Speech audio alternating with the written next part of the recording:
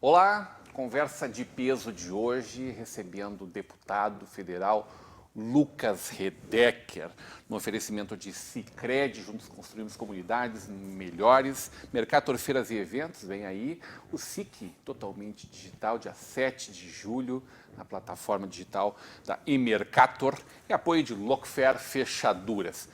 O deputado Lucas Redecker já esteve com a gente aqui em mais uma oportunidade, nossa conversa de peso, dispensa apresentações. A gente convida você, sim, para recuperar um pouco dessas entrevistas. A gente pôde bater alguns bons papos, vários assuntos, desde a sua trajetória de vida. Evidentemente, é impossível não falar do ex-deputado Júlio Redecker e, claro, muito do seu mandato como deputado estadual e agora como deputado federal. Agora já há ano e meio, quase 2 anos, deputado Lucas Redecker. Muito bem-vindo para essa conversa de peso. Na verdade, o tempo passa, né? Eu tive aqui não faz muito tempo e como as coisas mudaram, né? O Covid-19, toda uma nova perspectiva das relações entre as pessoas, as dificuldades enfrentadas. Então, eu acho que a gente tem muito o que conversar e muito o que avaliar também em relação a essas mudanças e muito feliz de poder estar conversando contigo aqui mais uma vez no Conversa de Peso. Sempre uma honra, deputado, sobretudo porque a gente sabe o quanto tu vive o coração do poder do país, está agora menos em Brasília fisicamente, mas diariamente, presencialmente, através de redes, de seus contatos. Falávamos aqui um pouco, antes de entrarmos no ar, sobre todas essas movimentações em torno de decisões importantes que estão acontecendo no nosso país, da questão da CPI do auxílio emergencial. Falaste que assinaste hoje à tarde. Hoje à tarde. Falamos sobre as eleições, nesse embate. Estamos gravando nesta segunda-feira, possivelmente, quando o programa for ao ar na sexta, já tenhamos alguma evolução em torno do que já foi aprovado no Senado Nacional, mas que o Congresso ainda está discutindo, porque muita gente não quer eleição nesse momento, né? Alguns querem passar para adiante, alguns querem logo ela. São muitas pautas que nós estamos vivendo no dia a dia, né? Para fazer voltar um pouquinho, as coisas mudaram a partir, claro, do Covid-19. Então, a última sessão presencial com toda a Câmara dos Deputados convocada foi no dia 17 e 18 de março. Foi aquela semana que eu voltei para Novo Hamburgo. A partir daí, a Câmara inovou, eu acho que tem que ser saudado isso, né? Criou um sistema todo que a gente consegue não só debater virtualmente, nós conseguimos votar, discutir e encaminhar virtualmente. Então, nós nunca perdemos uma semana de sessão e, inclusive, sempre as sessões ocorrem na terça, quarta e quinta, em Brasília. Nós estamos trabalhando segundas e sextas-feiras, muitas vezes, porque como nós estamos à distância e cada um no seu estado, então tem vezes que a sessão vai na segunda e sexta. Geralmente, segunda e sexta é o dia que a gente despacha os nossos escritórios, faz roteiro, final de semana, enfim, nós estamos fazendo roteiro. Então, eu até acho que a qualidade, muitas vezes, da Câmara Legislativa, ela não foi perdida. Agora, claro, os debates de pautas que foram colocadas de lado, porque as comissões não estão funcionando presenciais. Então, tu tem muitas coisas que poderiam estar andando dentro das comissões e não estão. Então, eu acho que a Câmara continua andando. E neste momento, as pautas elas estão sendo debatidas relacionadas à questão do Covid-19, o reflexo que isso está tendo no Brasil e como nós estamos conseguindo, com projetos, mudar e ajudar a população, os empreendedores, enfim.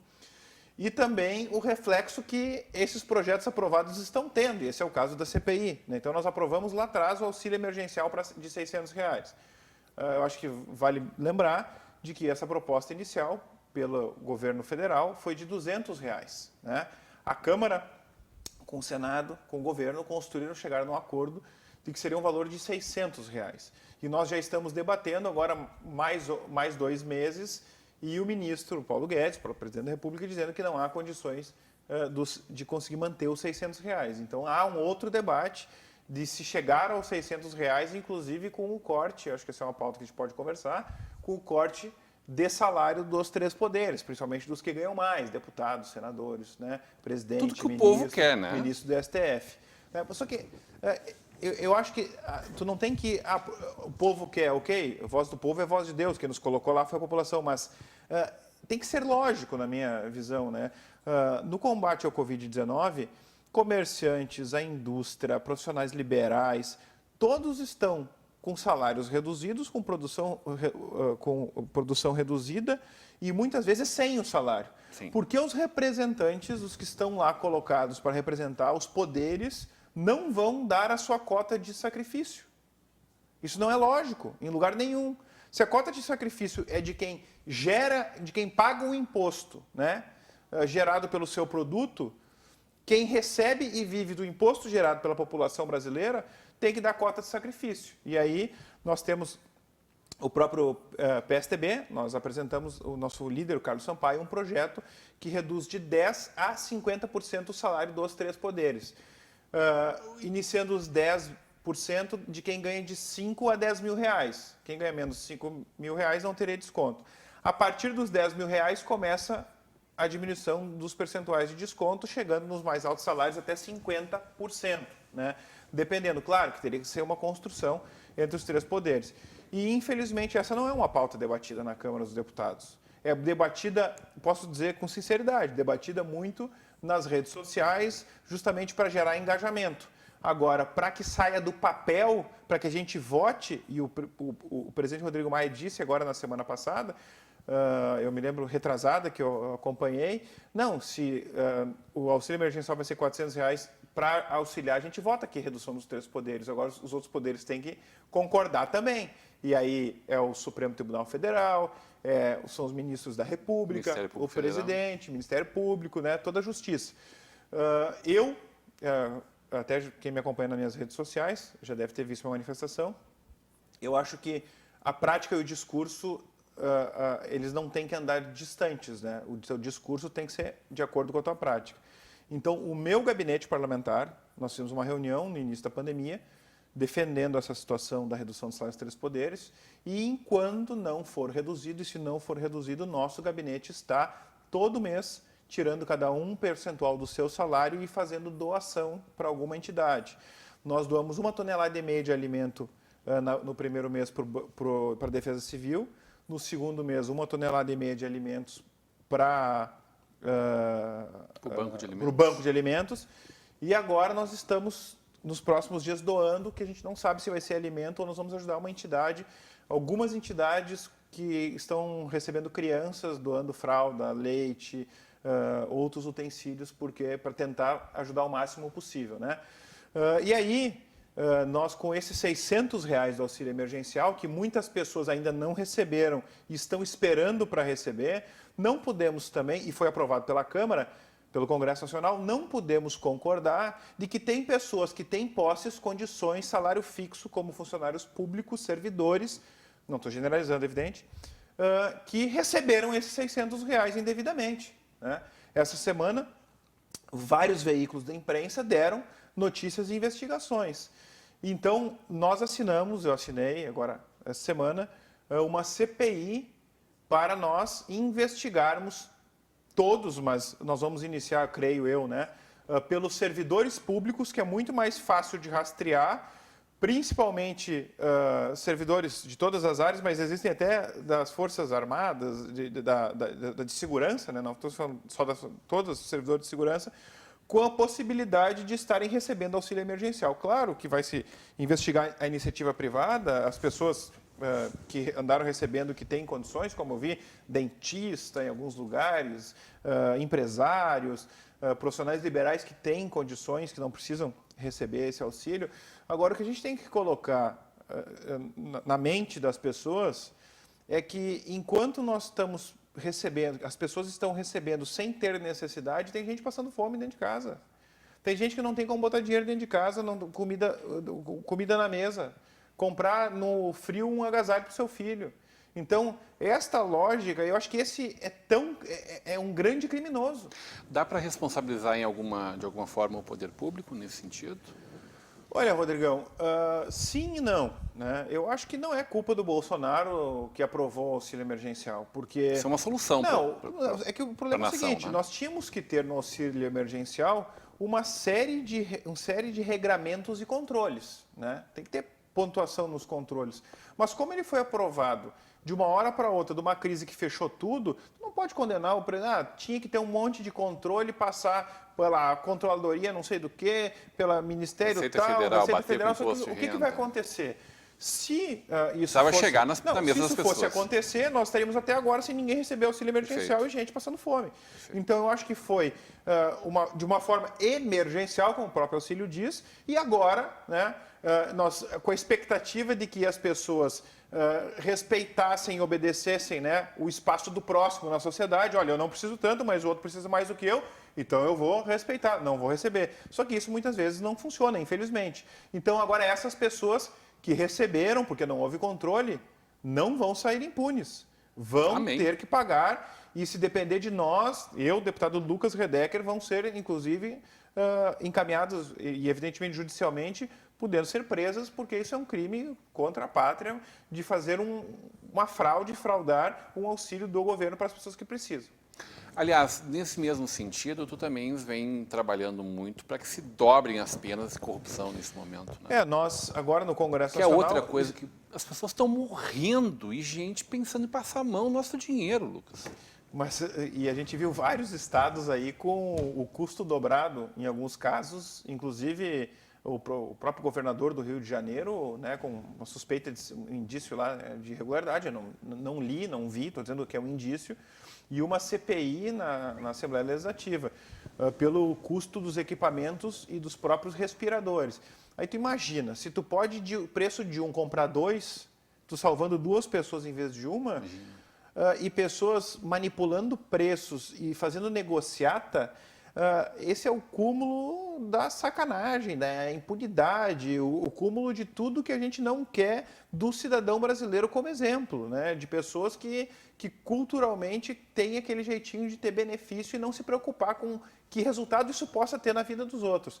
Então, há um projeto de lei 1485, que essa semana eu subscrevi também, com vários deputados federais do Rio Grande do Sul, até onde eu tinha lido, era eu e o deputado Marcel Van Hatten, que dobra a pena para as pessoas que cometerem crime de corrupção, né, durante esse período da pandemia, tirando dinheiro público, porque hoje qualquer recurso público que for retirado do município, do estado ou da União, ele está saindo do combate à pandemia, porque tudo foi vinculado e encaminhado para o combate à pandemia. Por exemplo, nós tínhamos aqui 70 milhões de reais, mais ou menos, de emendas federais que viriam para o Rio Grande do Sul para infraestrutura e obras.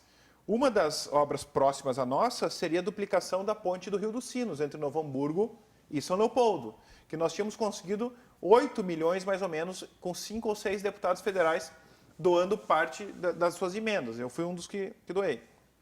E assim tantas outras obras. Nós pegamos esses 70 milhões de reais e encaminhamos todo para a saúde, não vai ser para ser feitas essas obras, né? Então, esses 70 milhões... mais 30 que já vinham para a saúde, são 100 milhões de reais que estão entrando nos cofres do Rio Grande do Sul, sendo destinados para os municípios. Ou seja, e aí se fraudar esses recursos de pessoas que estão na fila, nós estamos em bandeira vermelha na região do Vale dos Sinos, na região metropolitana, em colapso em várias regiões, e as pessoas querendo fraudar, então é uma dificuldade muito grande. Nós vamos ter que, não estou dizendo aqui que essas obras não sairão, nós estamos achando outras alternativas e já tem encaminhamento com o ministro Tarcísio e o DENIT de ter recurso para o início do projeto, do encaminhamento daqui da duplicação da ponte do Rio dos Sinos. Mas o que fica claro é que tudo foi destinado para a saúde. Então, qualquer recurso hoje desviado em qualquer área é crime contra o cidadão e contra a saúde. Tu veio agora de uma reunião com o governador. Eu estava há pouquinho tempo com o governador. Como está o Covid na nossa região? O que vem pela frente? É aí? uma preocupação Vamos conversar muito sobre grande. isso na volta do intervalo. Hoje, numa conversa de peso com o deputado federal Lucas Redecker.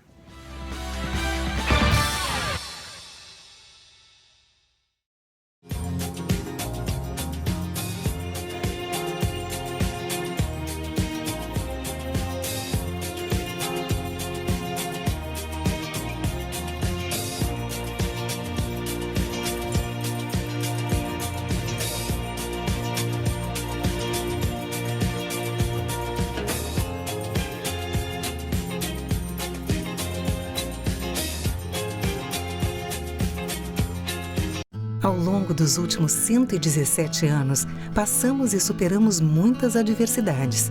Mas a Sicredi pioneira sempre esteve ao seu lado. E nesse momento não será diferente. Hoje, enfrentamos um período delicado, em que devemos cuidar das pessoas e da nossa comunidade. É por isso que estamos aqui, para adaptar soluções, superar as dificuldades e reconstruir o futuro. Nesse momento, cooperar faz toda a diferença.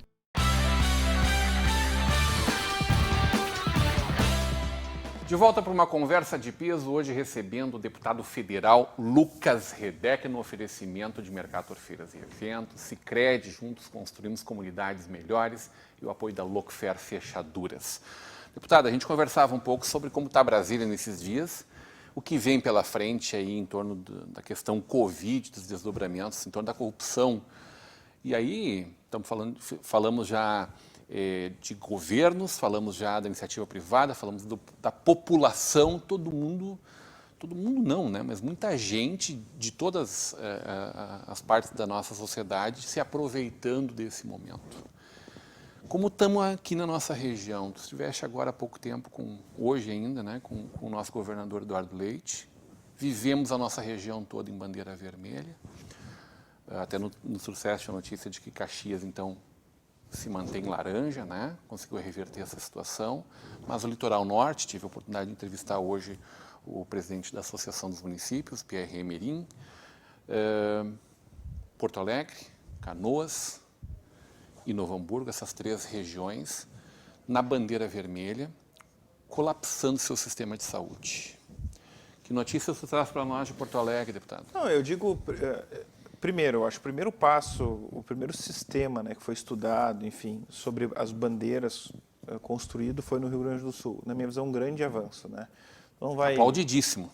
Aplaudidíssimo, e porque tu está conseguindo regionalizar as diferenças e tu não vai trancar uma região que tenha não só mais prudência, né, no seu cuidado, mas também um índice menor de contaminação por outras condições, não apenas pelo cuidado das pessoas, em detrimento de outra, né?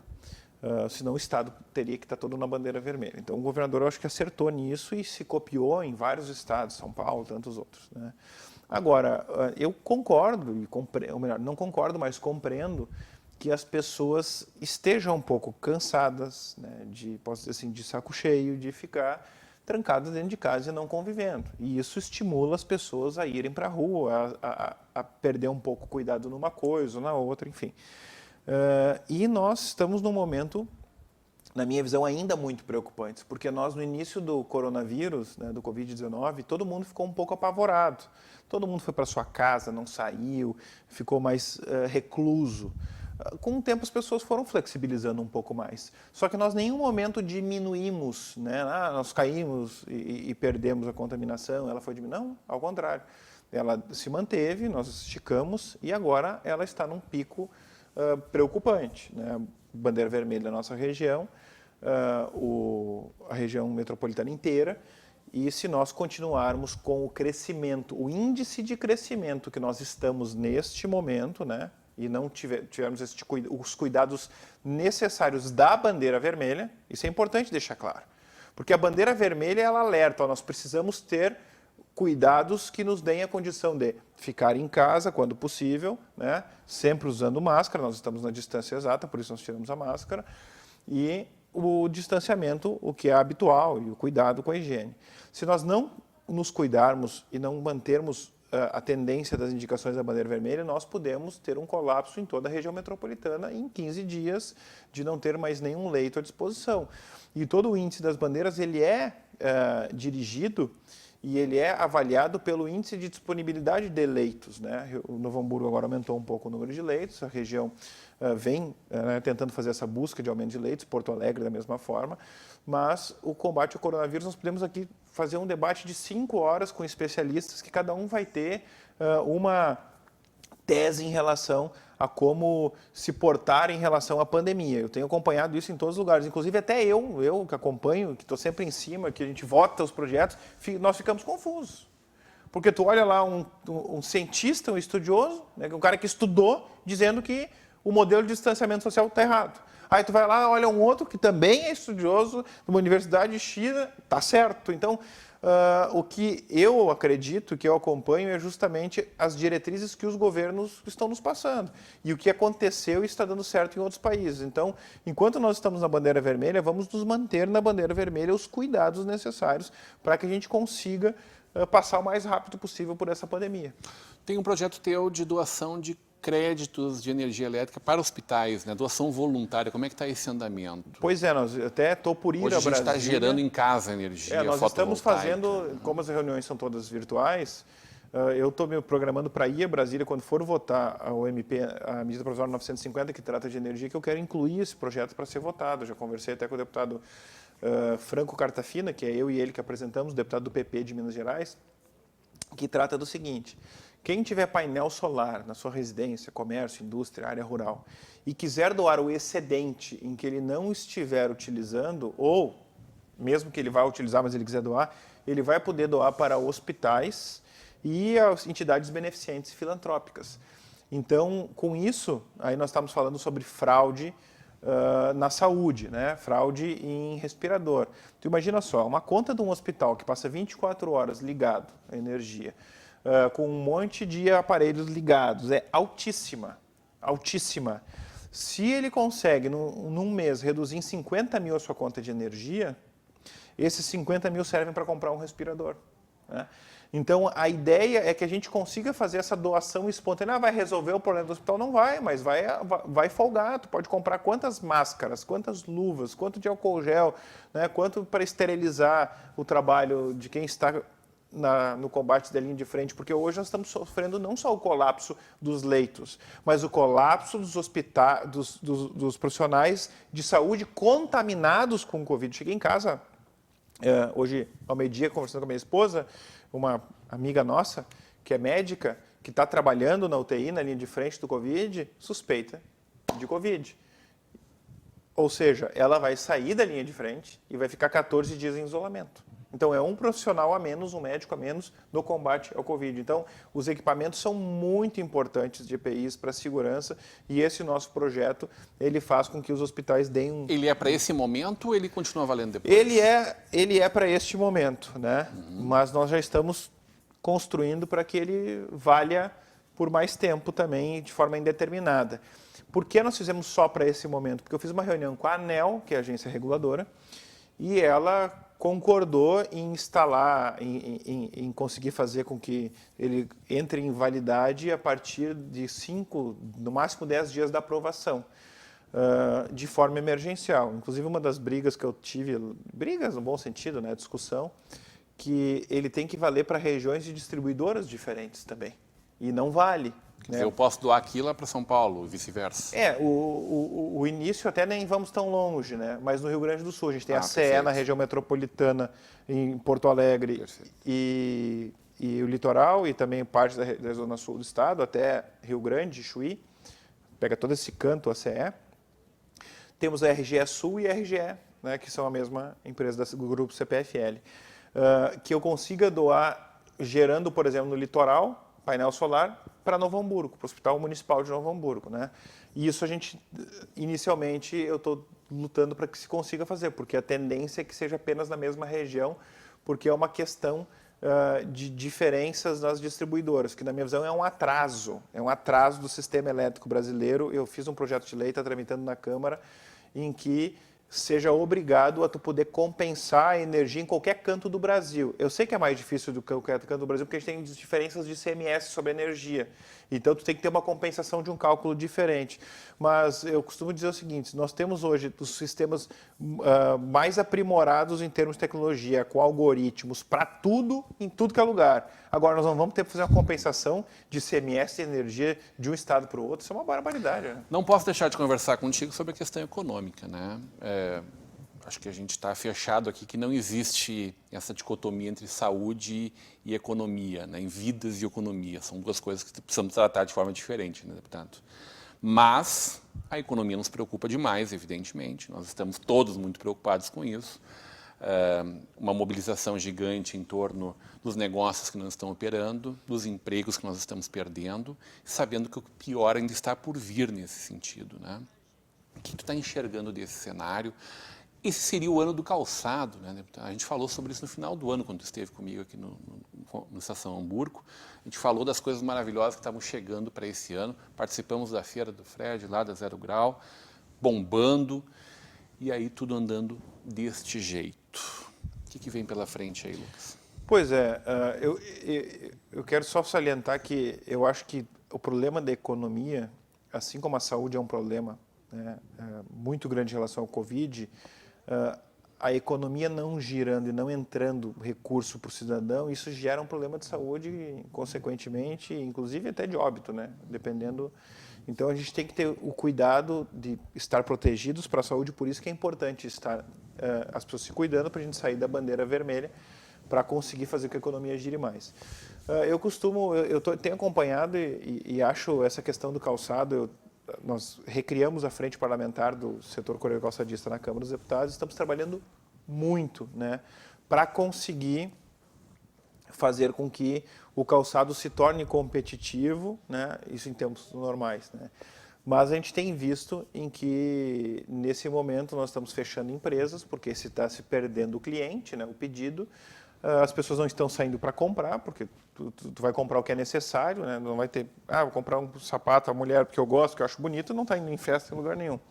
Então, tem alguns pontos em que nós estamos trabalhando bastante. A desoneração da folha foi um dos pontos que nós conquistamos agora há umas 2, 3 semanas, em que venceria a desoneração da folha no final deste ano.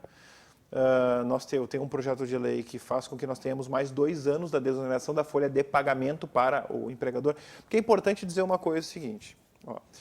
Hoje, a desoneração da folha para qualquer grupo empresarial que não tenha o benefício de desoneração, ele tem que pagar em cima de cada funcionário 20% do valor bruto do seu salário. Quando nós tratamos de ter o benefício da desoneração da folha, nós estamos tratando de 1,5% da receita bruta da empresa. Por que isso é tão importante no setor calçadista?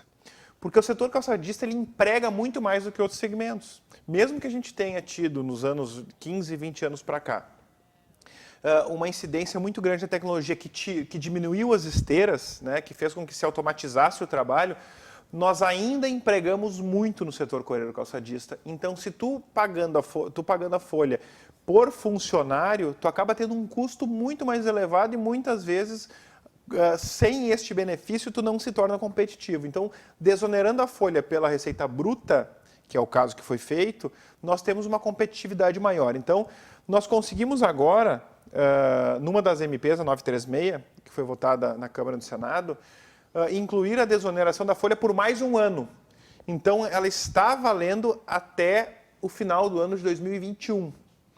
E nós estamos em tratativas, em trabalho, assim que voltar à normalidade da Câmara, conversamos já com o governo e com deputados mais desses segmentos, setores industriais, de construir a desoneração da folha até 2022. Então, esse é um passo muito importante que a gente, posso dizer assim, continua dando condições, né, para os empregadores poderem manter suas portas abertas. Claro que muitos não conseguiram, mas este é um próximo passo que nos ajuda bastante. E paralelo a isso, renovando as ações antidumping com a China, por exemplo. Essa semana agora nós fizemos uma reunião com o Ministério da Economia, participou os presidentes das entidades, a Bicalçados, a Sintecal, a CICB, entre outras.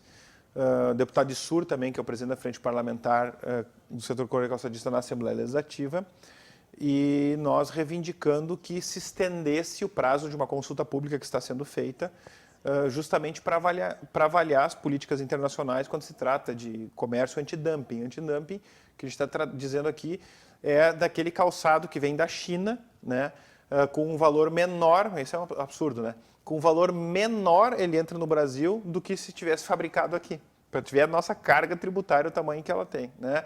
Que é 10,85 dólares o valor da taxação do calçado, né? Claro que agora com o dólar a 5 e pouco, esses 10,85 se tornam um valor muito mais alto para poder competir aqui dentro do mercado, que nos dá um fôlego. De certa forma um fôlego, mas de outra forma não, porque nós estamos no meio de uma pandemia e de uma crise, né? Então o nosso pedido foi que se estendesse essa consulta pública, porque os empresários não estão conseguindo se organizar para dar sugestões da consulta pública e o próprio Ministério da Economia e o próprio empresário, né, o próprio calçadista, não sabe o que vem pela frente. Qual é o novo modelo que vai acontecer sobre o pós-pandemia econômico, né? Como as relações comerciais vão se manter pós-pandemia, porque tem uma lógica que eu tenho notado que tem modificado na pandemia. Primeiro a tecnologia, né? Toda a tecnologia que se antecipou, como reuniões virtuais, como lives, né? Como todos os sistemas que estão hoje presentes na nossa vida que há 3 meses atrás não estava. Né? É Zoom, perguntasse para a maioria das pessoas, sabe o que é Zoom? Ninguém sabia o que é Zoom, era de câmera de dar um zoom. Né? Skype já era um pouco mais conhecido e assim por diante. Agora, o que eu noto? As pessoas estão modificando a sua forma de agir, de comprar, o próprio comércio. Vou pegar um exemplo da minha casa. Minha mulher foi comprar um tênis para o João, meu filho.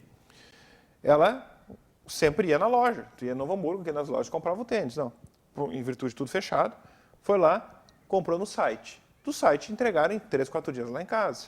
Então, o que a indústria fez? Se essa indústria tem um sistema de vendas online, ele cortou do distribuidor que saiu da indústria, foi para minha casa. Ele cortou o comércio, ele cortou o vendedor e ele cortou uma possível, quem sabe, outra distribuição. Então, tu cortou 3 segmentos da cadeia, em virtude de uma nova tecnologia e da comodidade do Covid-19. Quantos empregos ficaram no meio do caminho. Então, se isto permanecer, este hábito, e eu acho que a tendência é permanecer, nós temos que saltar na frente para nos adaptar a uma nova realidade, para justamente adaptar essa diferença que vai ser ter em empregos, enfim. Deputado, estouramos o nosso tempo, mas eu não posso deixar de te perguntar, como ficam as eleições de 2020? Né? Vamos ter eleições esse ano, vamos votar prefeitos e vereadores? É o momento da gente discutir Teremos isso? eleição esse ano, eu não tenho dúvida. A eleição vai acontecer esse ano e a posse do próximo prefeito, dos próximos vereadores, vão ocorrer no dia 1º de janeiro. Até porque passar e estender o mandato é um problema gerado de um entendimento do TSE de que a pessoa tem que ser votada. E quem votar tem que saber o prazo do mandato que está dando para aquela pessoa lhe representar. Faremos justas escolhas com as coisas acontecendo nesse momento? Pois é, esse é um grande debate, né? Eu acho que a tecnologia vai nos ajudar. As pessoas vão poder consultar no Facebook, no Instagram, né? Eu acho que a campanha vai ser menos presencial. Novo Hamburgo não é uma campanha que o candidato a prefeito bate de porta em porta, né? Outros municípios isso acontece. Mas eu acho que as redes sociais vão nos ajudar muito, como já vem ajudando. Eu creio que há uma tendência muito grande essa semana da mudança do prazo para o dia 15 de novembro, porque o problema não é o dia da eleição, o problema é o dia que inicia a eleição. Tu postergando 30 dias o início da eleição, tu diminui uma possibilidade de contaminação de candidatos, cabos eleitorais, porque o cabo eleitoral, o candidato, está andando tudo que é canto. Está conversando com um monte de gente. Esse pode ser um grande disseminador do coronavírus. Campanhas mais curtas. Campanhas de 45 dias, como já ocorrem, mas com o prazo estendido para o início, para pós 30 dias, ali para o início de outubro, quem sabe. Adorei conversar contigo. Obrigado, sempre de peito aberto, conversando com o nosso telespectador. Da mesma forma. Hoje, numa conversa de peso, o deputado federal Lucas Redecker. Continue com a programação da nossa Vale TV, da nossa rede Comunidade de Televisão.